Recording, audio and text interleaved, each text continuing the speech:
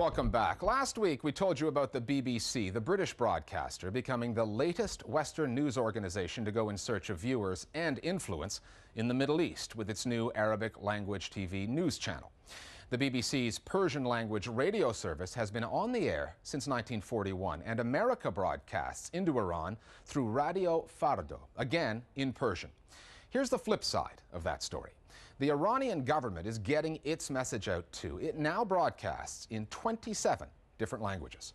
The Listening Post's Shireen Sadeghi now on the media offensive coming out of Tehran.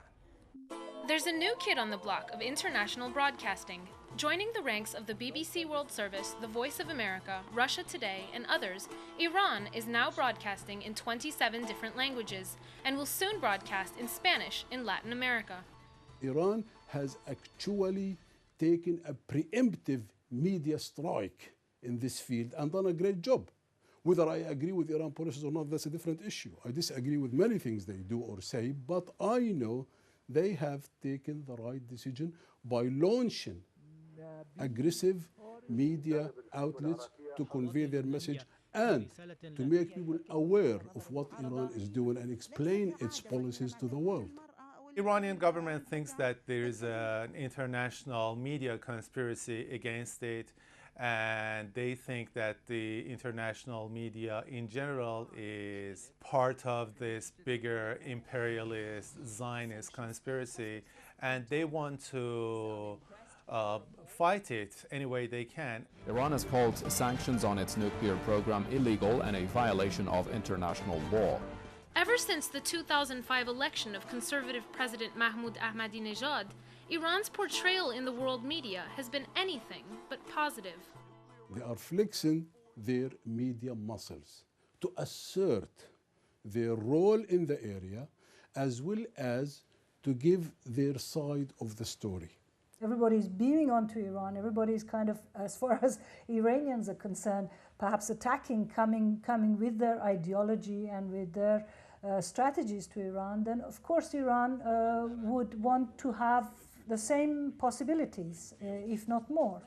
Sahar TV is the main multilingual network. Its channels in Bosnia, Azerbaijan, Armenia, Pakistan, and throughout the world aim to inform Muslim populations and Iran's neighbors about where the Iranian government stands on religious and political issues. The content of Sahar is supposed to be publicity. It's supposed to be about Quran. It's supposed to be Shiism. It's supposed to be about religion. It's very, very religion orientated.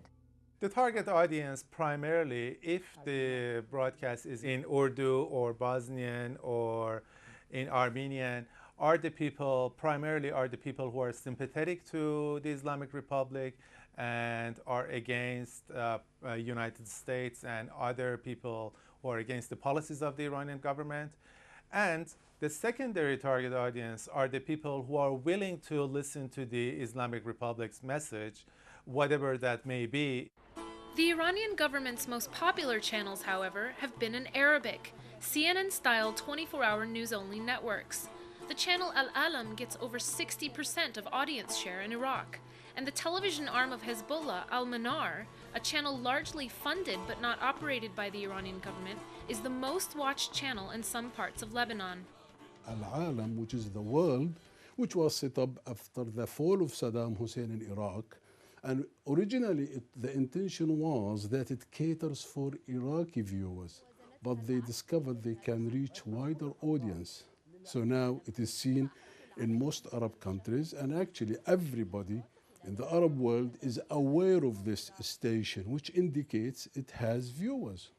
The content is political. They have discussions, they have interviews, they have features, they have all kinds of programs. You know, they have excellent reporters all across the region and across the world. And so they are very quick at giving information. Beyond its own neighborhood, Iran's next biggest target audience is here in the English-speaking world. With the July 2007 launch of Press TV here in London, the Iranian government entered the realm of 24-hour English-language television news.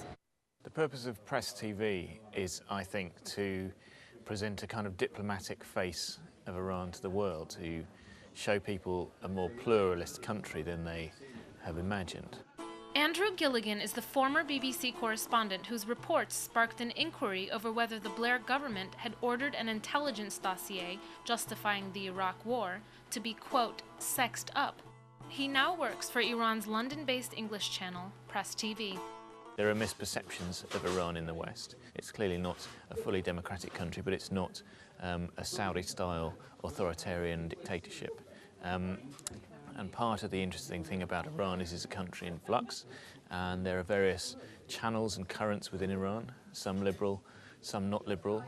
I think Press TV can play a very good role of saying whatever hasn't been said by other media. I'm not saying that they are not covering the truth, but they are covering just part of the truth. So it's good to have our own channel, to say our own words, and let's say more of the reality. The idea is to have programs which are fair, which are balanced, which are factual, or in debate programs which allow all sides to be debated. And if anyone comes along and says this is just Iranian propaganda, then we've failed, we're not doing our job. The Iranian government is putting a lot of money and effort into Press TV and other channels for the audiences outside of Iran in order to send out its message. And the message sometimes cannot be sent out through real journalism, because if a journalist tries to investigate many of Iranian government's claims, they will find that they're false. Although its biggest potential audience is in the United States, Press TV is still not available to Americans, so viewers there must continue to watch the channel on its live internet stream. Over 70% of our hits on the website is from America, so we can see that people are thirsty to get the truth around the world, and they want to see the different point of view. I mean, when you're changing the channel, you go on 5-6 different news channels and you hear the same thing. Well, people want to have the other side. They want to hear the other side, what the other side is saying. Ironically, Iran's international television channels have received their biggest boost from a most unlikely source. The main reason for the popularity of Iranian media channels, television channels in the region, are the mistakes carried out by American, British, and Israeli governments. And the other reason is that American government has gotten rid of two of Iran's main enemies in the region, the Taliban in Afghanistan and Saddam Hussein in Iraq. And by doing so, they have provided a big audience for the Iranian government, and at the same time, they have given access to the Iranian government to these two audiences. More Global Village Voices now on Iran's international media strategy and its chances of success. If Iran is successful in trying to express views that are tainted towards or directed towards a Muslim audience that may represent the emotions of their people, the Arab world and the Muslim world, then definitely it's fulfilling a vacuum, and it will definitely gain support from the Arab street and the Muslim world. Iran wants to present itself in its own light, and I guess you would see this as part of their so-called quote-unquote public diplomacy. 27 languages, on the one hand, sounds like a lot. 10 TV stations sounds like a lot, but they've long presented themselves as one of the key leaders of the non-aligned movement. So from that point of view, it's understandable.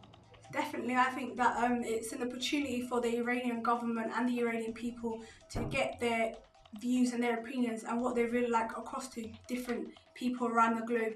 And it's only fair that they actually do it, because the Western countries actually have a media stronghold, and they produce, for example, the BBC produces programs and news reports in a number of different languages around the globe, and everyone gets to hear what they have to say and what they want to say and what the government wants to put across. So I think it's only fair that the Iranian government are given that entitlement as well. Finally, keeping to our Iranian theme, we've looked at conventional forms of media on the story, but there's also plenty of stuff out there on the World Wide Web. That's because between Presidents Ahmadinejad and Bush, there's so much material to work with. The lighter side of the conflict between Tehran and Washington is our Internet Video of the Week. We'll see you next time at The Listening Post. You know President Mahmoud Ahmadinejad, Dad, eventually we're going to have to do something about that nuclear technology. Come on, Bushi. You know it is just for peaceful purposes. I'm just a little concerned about the levels of nuclear radiation. But it isn't enough to harm anyone. My advisors, they can vouch for me on that one. You can put cheese in an aerosol can, but you can't figure out common sense. Good job, Bushi. That's President Bush to you. This is an insult. No one raises their voice at Mahmoud Ahmadinejad. Is everything okay, sir? Everything's fine, big time. Your gun doesn't scare me. Would you like for me to pepper him, sir? In Iran, if we treated our diplomatic guests this way, you would call it terrorism. I wonder what the UN would think.